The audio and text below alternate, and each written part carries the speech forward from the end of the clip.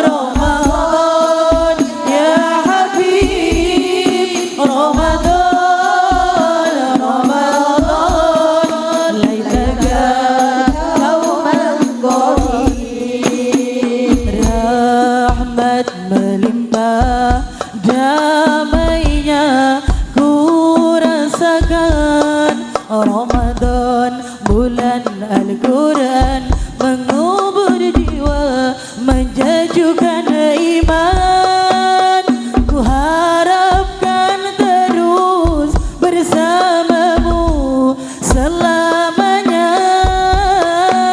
ku harapkan terus bersamamu selamanya Ramadan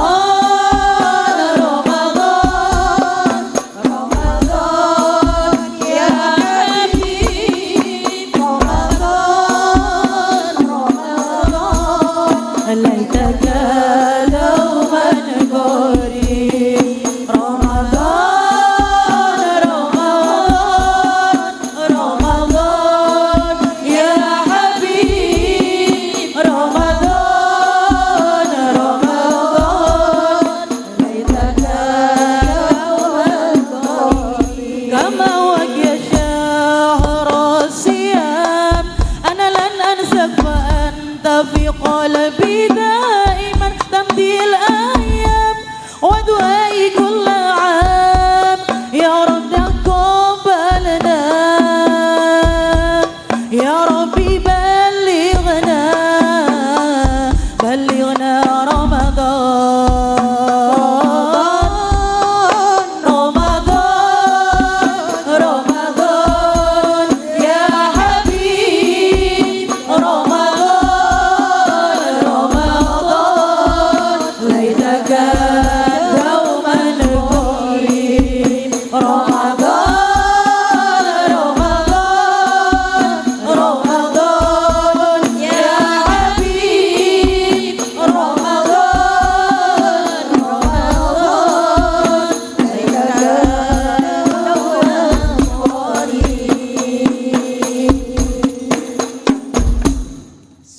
Nabi Muhammad Allahumma sholli alaihi.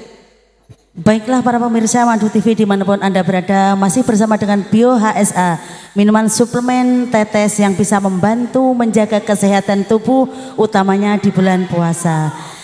Masih bersama dengan kita dalam rangka ngabuburit inspiratif, program pimpinan cabang Muslimat NU Tulungagung bekerja sama dengan Madu TV.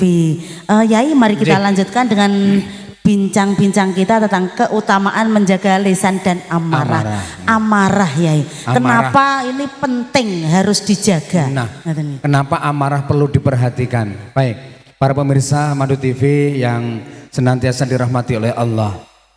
Amarah perlu diperhatikan, amarah perlu dijaga.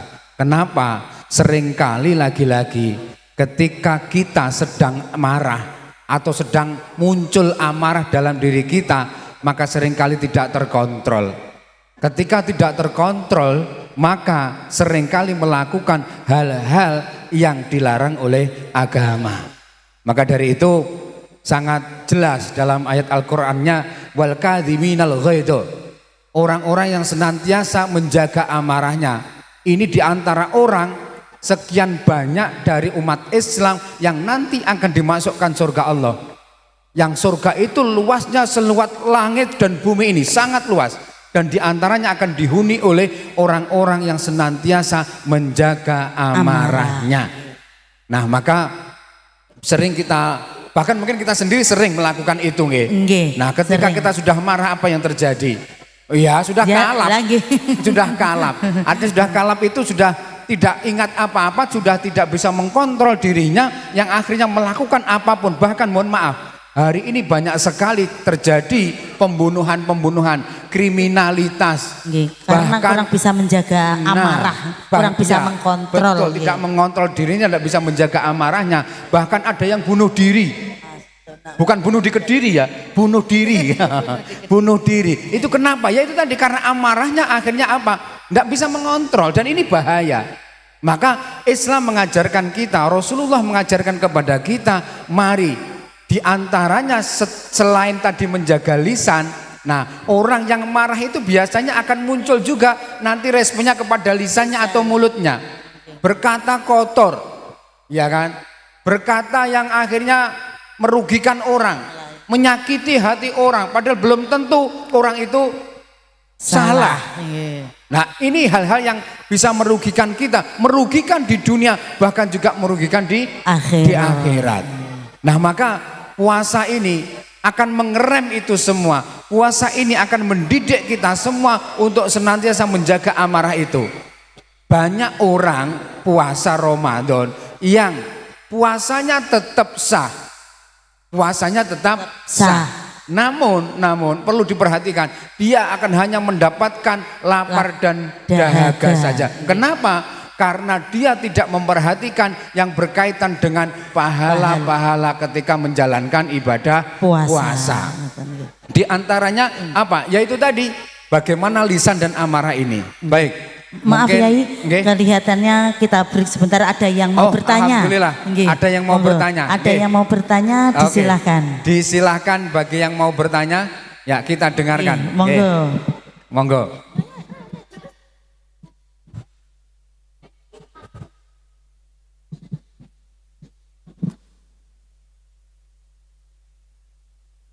Assalamualaikum warahmatullahi wabarakatuh. Waalaikumsalam warahmatullahi wabarakatuh. Perkenalkan, nama saya Aira. Izin tanya Yai, apa yang terjadi jika seseorang tidak mampu menjaga lisannya di dalam kehidupannya? Wassalamualaikum warahmatullahi wabarakatuh. Waalaikumsalam warahmatullahi wabarakatuh. Pertanyaan yang sangat bagus ya. Terima kasih Mbak Aira ya tadi, Mbak Aira ya. Terima kasih. Apa yang terjadi, pengaruh apa atau implikasi apa kira-kira gitu yang terjadi manakala kita tidak bisa menjaga lisan kita dan juga amarah kita dalam kehidupan kita? Ya, saya kira banyak sekali contohnya. Seseorang yang tidak bisa menjaga lisannya akhirnya mengucapkan hal-hal yang jelek, mengucapkan hal-hal yang kata-kata kotor, bahkan bisa menyakiti orang lain. Itu karena apa? Tidak bisa mengerem ucapannya. Seringkali orang itu akan terpancing sehingga amarah juga akan muncul, sehingga yang terjadi juga kata-kata kotor misalnya.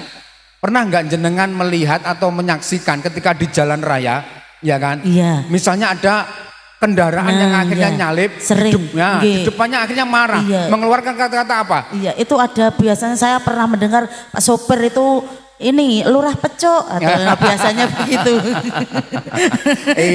Iya itu kan karena kita kurang bisa menahan amarah gitu. Ya walaupun mungkin dia benar ya, tapi terkadang kita itu terpancing emosi kita, tersulut emosi kita sehingga apa? Amarah muncul, sehingga apa? Mulut kita ini, lisan kita mengeluarkan sesuatu yang tidak pas, tidak pantas, bahkan secara sosial budaya di masyarakat kita.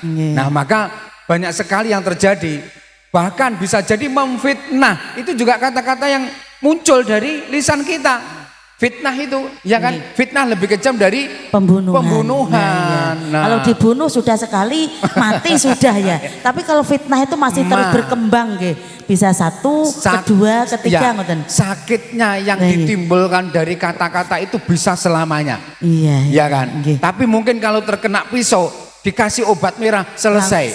Tapi kalau sudah kena kata-kata yang tajam, menyakiti, wah, di hati sudah tertancap. Selama sakit, hidup itu sakitnya tuh di sini. Di sini apa di sini? Iya, maka ya ada satu tips dalam agama kita diajarkan. Manakala mulut kita mengucapkan kata-kata kotor, manakala amarah kita tersulut misalnya, terpancing emosi misalnya, itu ada satu hadis yang menyatakan ketika kita sedang marah, maka di antara yang bisa kita lakukan adalah satu, mengucapkan apa? A'udzubillahi minasyaitonir rajim, agar kita terjaga dari setan-setan yang terkutuk. Ya terkutuk, tapi jangan noleh ke sampingnya ya. Setan yang terkutuk begitu ya. Mestinya ke sana ya. Iya, terkutuk. Iya. Yang kedua, Orang yang marah